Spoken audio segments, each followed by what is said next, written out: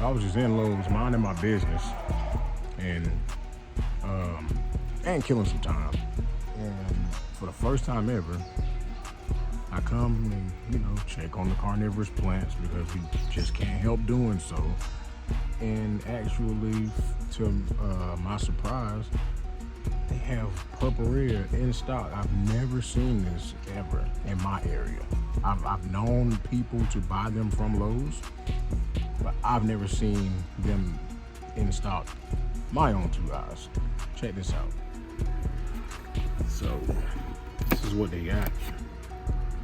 You can tell that they are pretty light starved, for sure.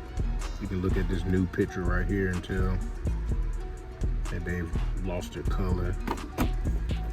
This one's a decent looking one. I'm gonna assume that these are all clones, meaning that there's no difference between them. There may be, I'm not sure, but they all look so similarly. Besides them being light starved, I'm looking at the two that actually have color on them. This one is fire.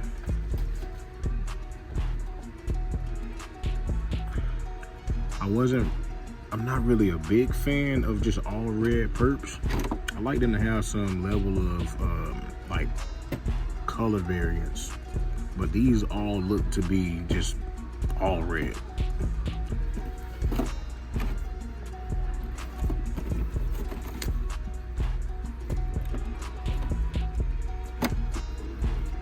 This one seemed to have had some tubby traps on it. More tubby than this one.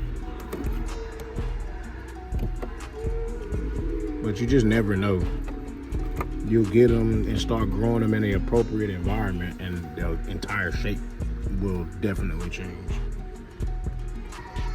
But man, I think I'm gonna grab this one, pot it up in a new pot, get it home, pot it up, and stick it out there in the collection.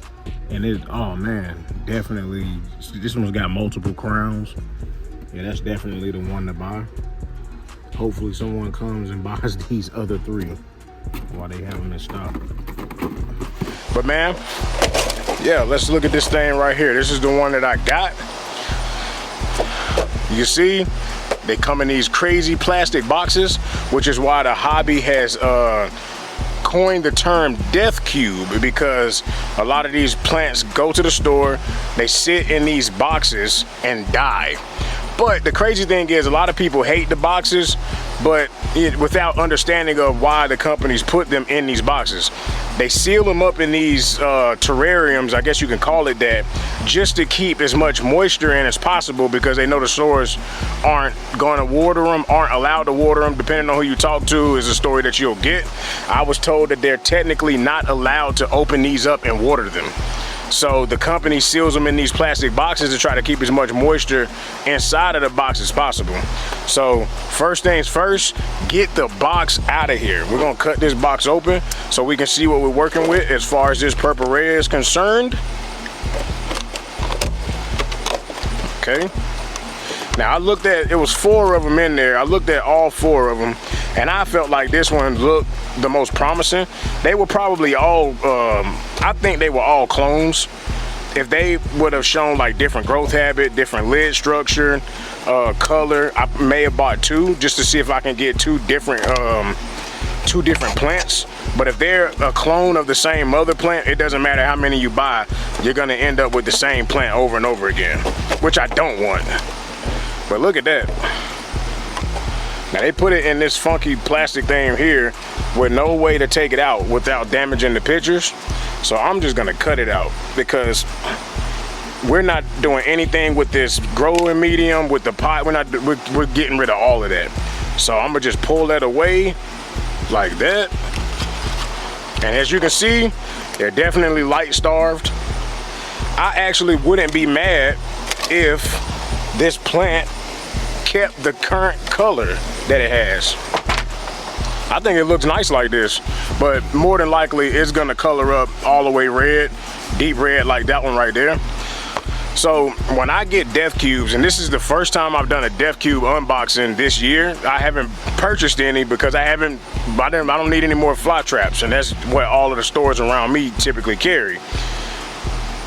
This one right here, I always inspect the plant. I can tell that this one has multiple crowns on it, meaning it's got a rhizome in there with multiple growth points. Should lead to a more full plant, but I always uproot these and repot them. That's just my process. I don't want any of the junk that they have it potted up in. It just this is that fiber, I don't know what it's called, but this one looks like it's in a peat moss plug. Yep, got a decent sized rhizome on it.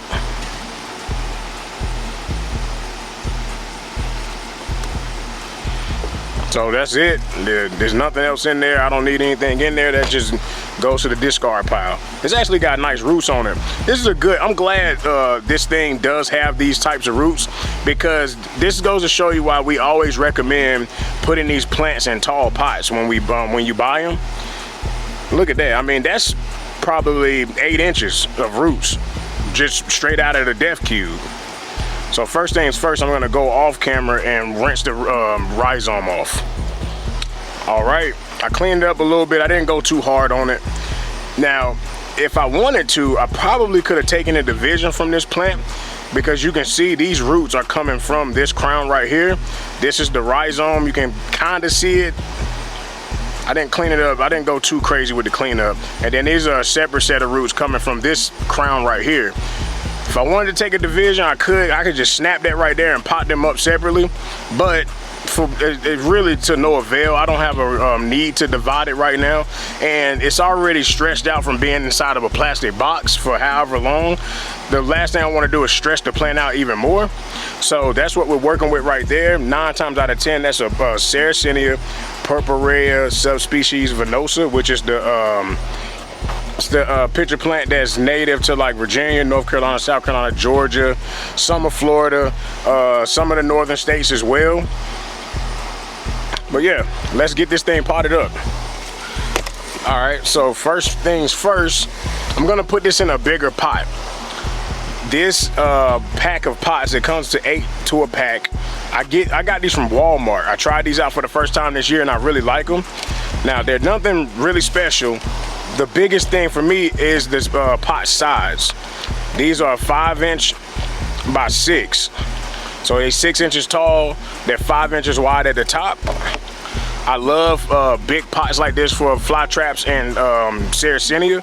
Another thing I like a lot about these is that they fit 8 to a tray. If you run 10, 20 trays, you can put 8 of these to one tray and they look really good and give your plants really good spacing until they fully grow in and bush out. But yeah, that's it right there. I'm gonna actually put this guy in water just so it can soak up some moisture while I get the pot ready. So of course, we're gonna go in with our Scotch-Brite to plug those holes. When I posted the last video of me potting up that Sarracenia rosea that I got from Tyler G, you know, most of the comments that I got were about this process right here. You don't need it, you don't have to do this, you don't have to do that. And you know what? You're right. You don't have to do much of anything that we do for a lot of these plants. But I do this because, for one, it keeps the trays clean. It keeps the trays clean. You don't have to clean all the washed out peat and gunk out of your 10, 20 trays or your flood tables. And it keeps all of your peat inside the pot so they sink down less. You know, a lot of people don't talk about how much these things like settle over the years. A lot of that is peat literally escaping from the bottom drain holes. But nevertheless, if you want to put long fiber, sphagnum moss, or anything like that in the bottom of your pots, have at it. I'm out. Just because, like I said in the last video, in my experience, long fiber, sphagnum moss tends to rot out when it's being submerged by water almost completely at all times. So, you know, that's why I don't mess with it. But, you know, this media got rained in earlier this week, so it is sopping wet. It's more wet than I typically like to deal with. So instead of using the forceps, because I would almost undoubtedly break the roots, I'm gonna pot it up the old-fashioned way. And I may not even have enough peat. Yeah, I should have enough. I'm gonna do it the old-fashioned way. The old-fashioned way is making a hole and pushing the roots down in there.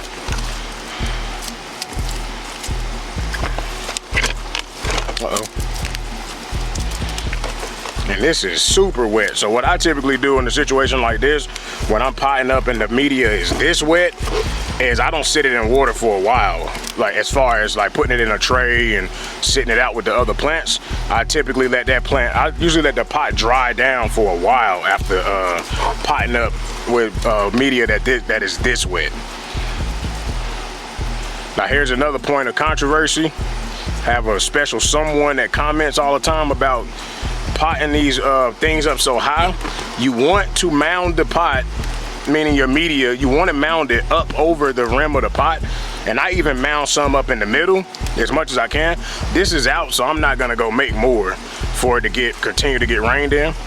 But the peat's gonna settle, and it'll settle either right at or just under the rim of the pot and be perfect. So I always do it like this. You'll see that every single time I pot a plant up. But I'm gonna just make a hole.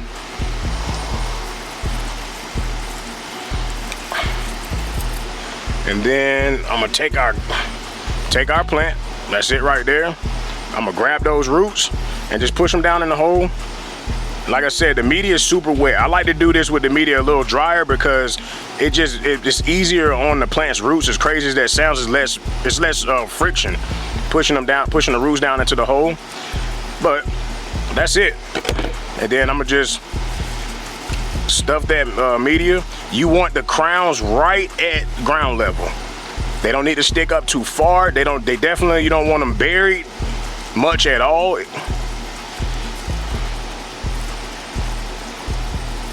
Then boom.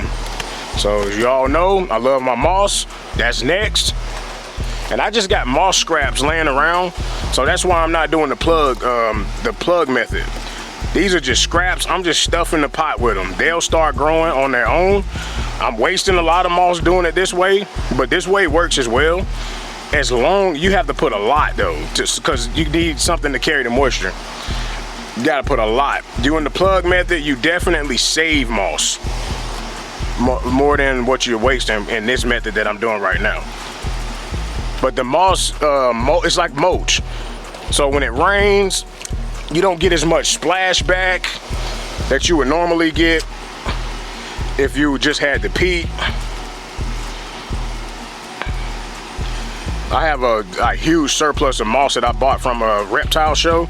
Like this guy had a big tin tray of it for 20 bucks. It was an absolute steal. So I bought that, and I need the tray that it's sitting in back. So I'm just trying to get rid of it at this point. So I'm just been backfilling pots with it, kicking some of the sticks out, of course. And this is live sphagnum moss. You see a couple brown pieces, that's normal. All of this will green up in the next couple months, especially going into fall with the cooler weather. That's when sphagnum moss really, well, a lot of species of sphagnum moss really pop off, is in the fall and winter. You get some nice colors. I'm just trying to make sure I got that thing centered up. But that's it. Potted up this purple rare venosa. It's got so much water in the pot. And then, you know, the next method is we're gonna soak that pot down to remove any air pockets, which, because the media was so wet to begin with, there shouldn't be any. But we're gonna run this process anyway for like the next 15 to 20 minutes. Then I'm gonna take it out and just sit it out. I'll see you guys in a second. All right, so we let it soak down for about 15 minutes. Now we just snatch it up out the water. It's gonna start draining, which is exactly what we want. Get this out the way.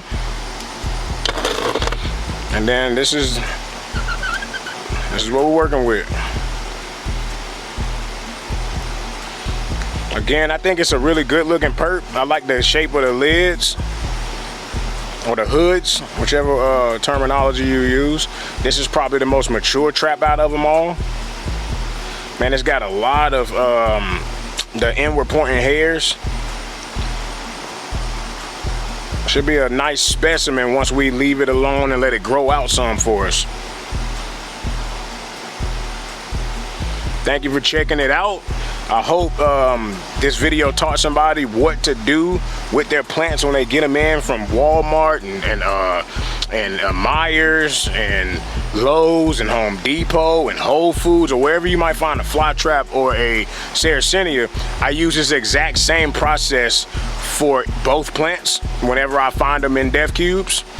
You know, any Sarracenia species, any fly trap that you find in a death cube, you can follow this process, you can follow this video, and you know, taking this thing, you want to acclimate it to full sun, which what I typically do is I'll just sit it around a couple plants that provided some shade throughout the day for a couple hours, and then I just move them out to full sun within like a week or two. But I'll see you guys later. So here's the Rosea that we repotted the other day. That's the new purple red that we just repotted today on the left. And then that little orange pot shows you the size difference in the pot that the new perp, the death cube, came in versus the pot that I'm providing for it now, which would allow for just amazing root growth. Keeping it away from that water level. I like to keep them separate, give them some space so that the crowns aren't sitting in water all the time. But yeah, big pots, guys, big pots, especially if you live in really, really hot places, really, really cold places. Big pots insulate those roots and protect your plants. I'll talk to you guys later.